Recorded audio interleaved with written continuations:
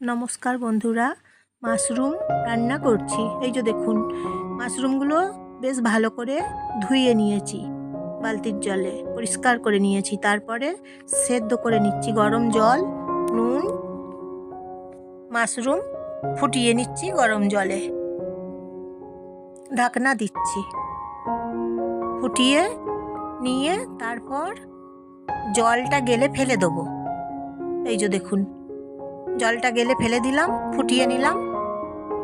এইভাবে মাশরুম রান্না করে দেখুন, দুর্দান্ত স্বাদ। 5 ফোড়ন গরম করছি, সর্ষের তেল গরম করছি। বেশ ভালো করে 5 ফোড়ন ভেজে নেব প্রথমে, তারপরে পেঁয়াজ ভেজে নিচ্ছি।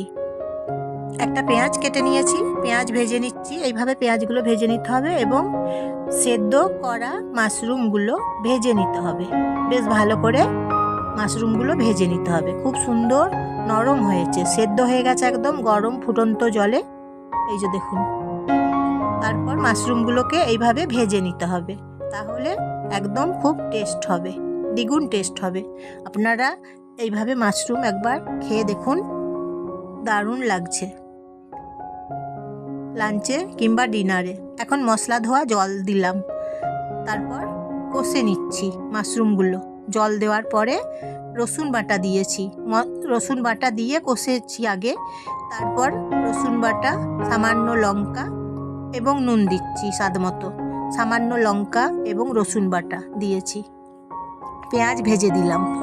তারপর মাশরুমগুলো কষে নিচ্ছি এইভাবে নেড়ে চেড়ে। আমি জয়া, আপনারা জয়ার রান্নাঘর থেকে নমস্কার নেবেন বন্ধুরা সবাই। ফেস ক্রিম দিচ্ছি, ফেস ক্রিম দিয়ে তারপরে এইভাবে নেড়ে চেড়ে নিতে হবে।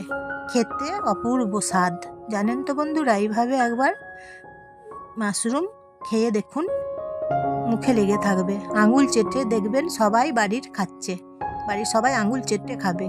এইভাবে একবার মাশরুম খেয়ে দেখুন বন্ধুরা, রুটির সঙ্গে, পরোটার সঙ্গে, গরম ভাতের সঙ্গে। এই যে দেখুন, হয়ে গেছে মাশরুম রেসিপি। দেখুন, তাহলে বন্ধুরা একটা লাইক করে দেবেন, একটা সাবস্ক্রাইব করে দেবেন এবং সবাইকে শেয়ার করে দেবেন। কেমন হয়েছে বলবেন।